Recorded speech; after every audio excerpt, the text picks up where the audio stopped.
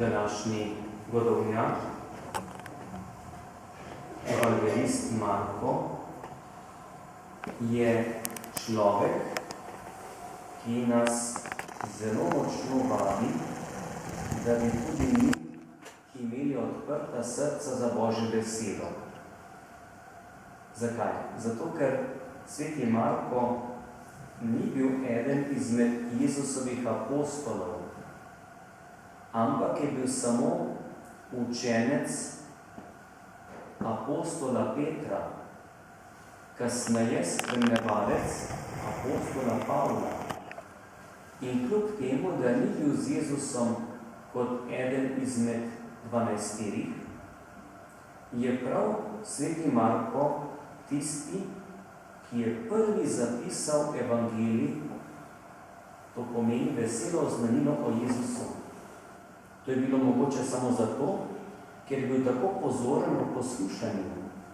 Na začetku v poslušanju apostola Petra, ki je bil izbran kot voditelj apostolskega zbora.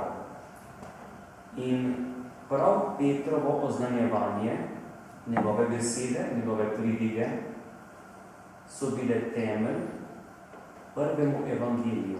V Svetem pismu ni na prvem mestu, je na prvem mestu Matej, potem Marko, sledi Luka pa Janez, vendar je Marko evangelij najstarejši.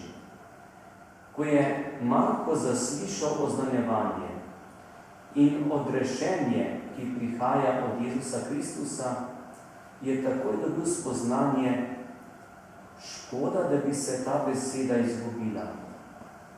To je potrebno ohraniti za kasnejši rod in zato je sklenil, da to, kar sliši, tudi zapiše.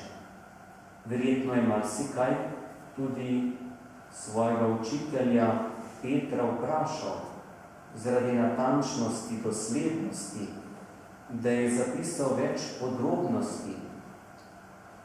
In evangelij, ki rečemo evangelij po Marku, je pisan prav za domači narod, za Jude, za tiste, katerim je Jezus najprej govoril in najprej oznanjal Božje kraljestvo.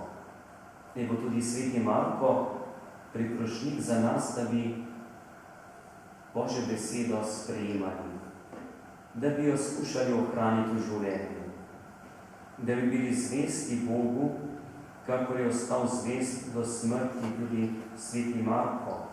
Izročilo pravi, da je to verjetno kasneje, že potem, ko je moral zapustiti tako Petra kot Pavla zaradi njune mučeniške smrti, zbral kristjane v Aleksandriji, to je čisto na severu Egipta, in Aleksandrija je bila takrat najpomembnejše egiptovsko mesto, bolj kot današnje glavno mesto Kairo.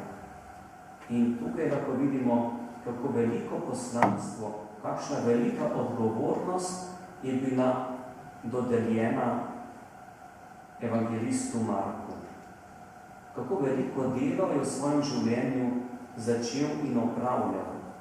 In zato je sveti Marko zares tudi naš priprošnik za naše delo, za naša prizadevanja, tam, kjer smo, v tistem kraju, kjer živimo, da bi Bog dajal blagoslov, da bi nam naklanil varstvo v vsakem trenutku življenja, da bi se lahko veselili svojih sadov, svojega dela, da bi lahko bili hvaležni, da lahko delamo, sooblikujemo in s tem prinašamo tudi veselje, dobroto drug drugemu. Naj bo sveti Marko naš priprošnik, tako v rasti v veri, kakor tudi priprošnik pri našem vsakdanjem delu.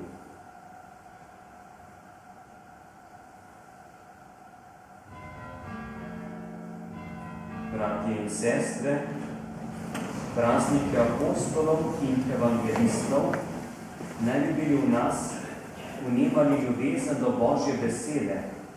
Prosimo nagrod svetega Marka, da bi Božja beseda v naših časih obrodila bogate sadove. Sveti Marko je zapustil dom in domovino, da bi oznanil Božjo besedo. Naj jo tudi danes vsi kristjani enako ljubimo in zaupamo v njeno moč in rodovitnost. Prosimo, da razliši nas. Zvesto je poslušal znanjevanje Petra, naj tudi mi skrbno poslušamo svetega očeta, naše škofe in duhovnike. Prosimo, da razliši nas. V jedrnatih besedah je zapisal Jezusovo veselo oznanilo evangelij. Naj ga cerkev danes uspešno oznanja vsem narodom, tudi po sodobnih sredstvih državnega obveščanja. Prosimo, da razliši nas. Neutrudno je izpolnjeval Jezusovo naročilo: oznanjujte evangelij vsemu stvarstvu. Naj ga tudi mi radi premišljujemo in drugim oznanjamo z besedo in zgledom. Prosimo, da razliši nas. Na njegov pot so naši predniki v prošnjih procesijah javno in zaupno molili za vse potrebe življenja. Naj tudi vsak dan bolj raste zaupanje v moč molitve. Prosimo, da razliši nas. Na Vokovo priplošno te ponižno prosimo za ozdravitev duhovnika Jagota Novaka. Prosimo, da razliši nas. Vsemogočni Bog, svojo nedoumljivo skrivnost si nam razodel v svojem Sinu Jezusu Kristusu, ki mu je evangelist Marko posvetil vse svoje življenje. Usliši sedaj naše prošnje, da te bomo tudi mi po evangeliju vedno bolj poznali in ljubili, ter prišli v tvojo slavo po Kristusu našem Gospodu. Amen.